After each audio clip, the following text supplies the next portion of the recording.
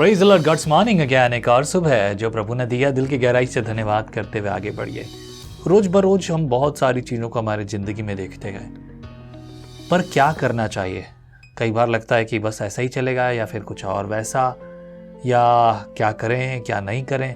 मैं कहूँगा धीरज धरिए, keep quiet and sit aside and start what actually right for you. आप जानते हैं क्या करना चाहिए, लेकिन फिर भी कई बार चीज़ें असमंजस से भरी होती हैं।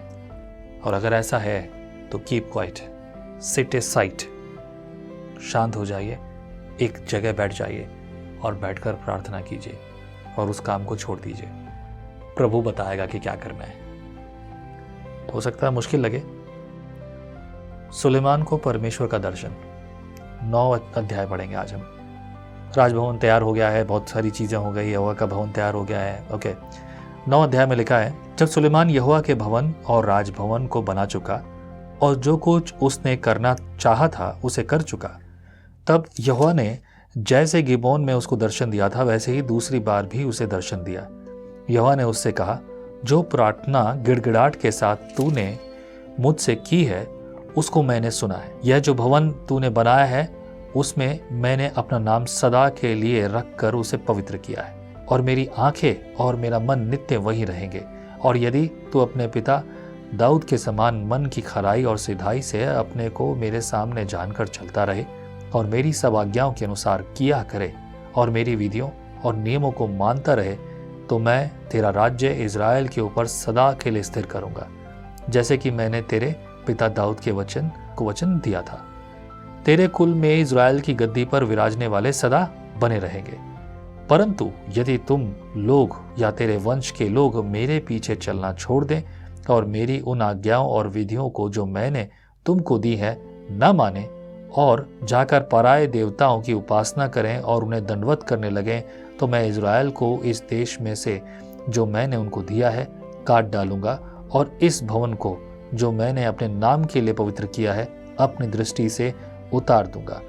और सब देश के लोगों में इज़राइल की उपमा दी जाएगी और उनका दृष्टांत चलेगा। और यह भवन जो ऊंचे पर रहेगा, तो जो कोई तेरे पास होकर चलेगा वह चकित होगा और ताली बजाएगा, और वे पूछेंगे, यहोवा ने इस देश को और इस भवन के साथ ऐसा क्यों किया है?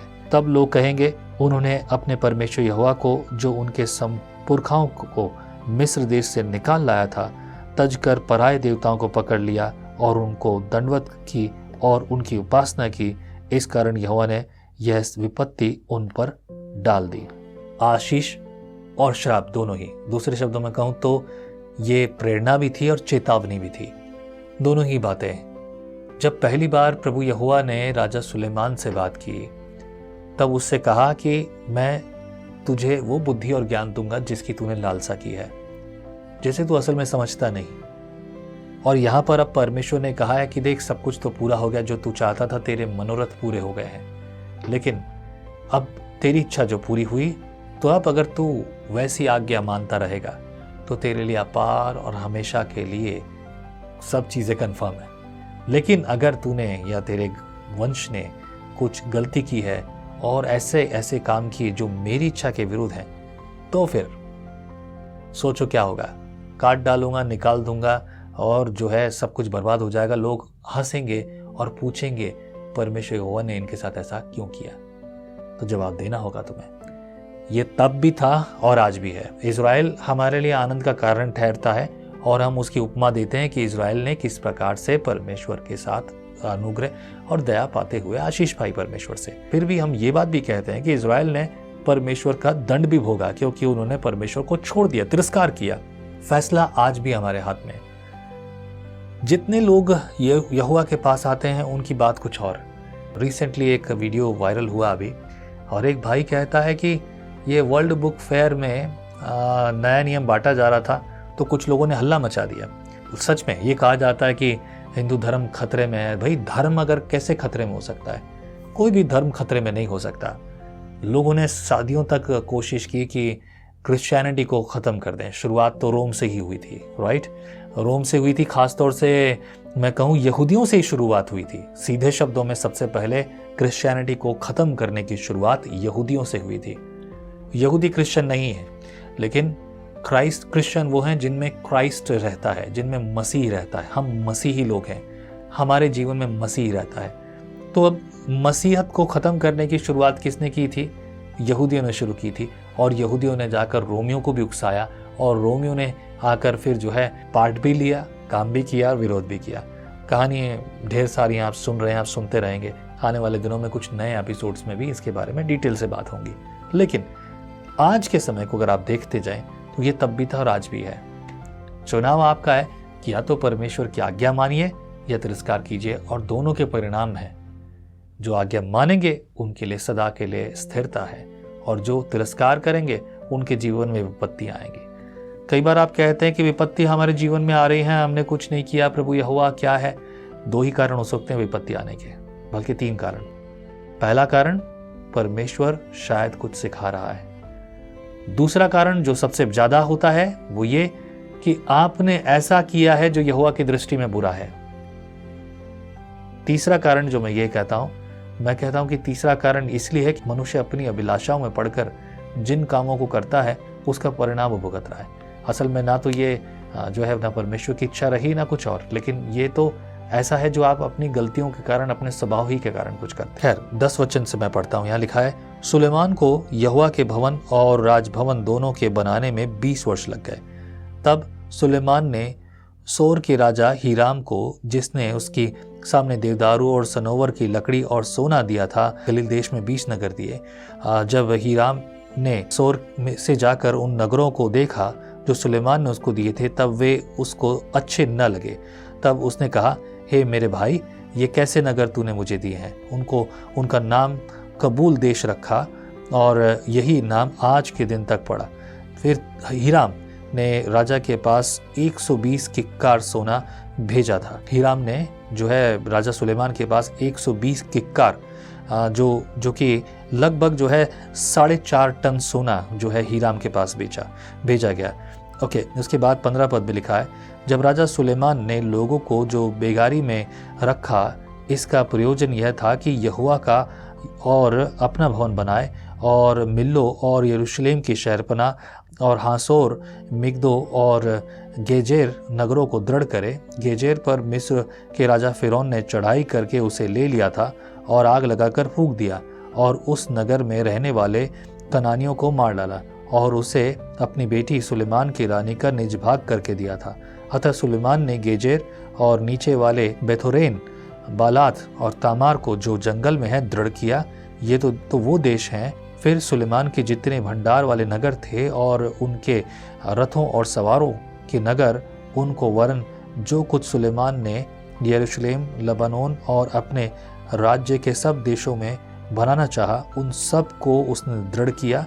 एमोरी, हित्ती, परिज्जी, हिब्बी और यबूसी जो रह गए थे, जो इजराइलियों में के न थे, उनके वंश को जो उनके बाद देश में रह गए और उनको इजराइली नष्ट न कर सके, उनको तो सुलेमान ने दास करके बेगारी में रखा, और आज तक उनकी वही दशा है। परंतु इजराइलियों में से सुलेमान ने किसी को दास न बनाया। वे तो योद्धा और उसके कर्मचारी और उसके हाकिम, उसके सरदार और उसके रथों और सवारों के प्रधान हुए। सुलेमान के पास बुद्धि थी और उसने बहुत अच्छे से सभी को संभाला, चारों तरफ देखा, उसने हर चीज़ को दृढ़ किया, मजबूत किया। He made everything right. जो बिखरा हुआ था, गिरा हुआ था, उन्हें मजबूत किया, बनाया। एंड वर्स 23 में लिखा है, जो मुख्य हाकिम सुलेमान के कामों के ऊपर ठहर के काम करने वालों पर प्रभुता करते थे, ये 550 थे। मतलब उसने 550 अधिकारियों को ठहराया था जो कि सुपरवाइजर्स थे, और इन सुपरवाइजर्स का काम था कि वो बंधुआ जो इनके बीच में रहते हैं, जो एमोरी, हित्ती, परिज्जी, हिब्बी और यबूसी हैं, जो इजराइलियों में से नहीं है, उनको उसने दिया काम करने के लिए। 24 पद में, जब फिरौन की बेटी दाऊदपुर से अपने उस भवन को आ गई जो सुलेमान ने उसके लिए बनवाया था, तब उसने मिल्लो को बनवाया। सुलेमान उस वेदी पर जो उसने यहोवा के लिए बनवाई थी, प्रति वर्ष 3 बार होम बलि और मेल बलि चढ़ाया करता था, और साथ ही उस वेदी पर जो यहोवा के सम्मुख थी, धूप जलाया करता। इस प्रकार उसने उस भवन को तैयार कर दिया। फिर राजा सुलेमान ने एप्सियोन गेबर में, जो एदोम देश में लाल समुद्र के किनारे एलोत के पास है जहाज बनाए, और जहाज़ों में हीराम ने अपने अधिकार के मल्लों को जो समुद्र की जानकारी रखते थे सुलेमान के सेवकों के संग भेज दिया।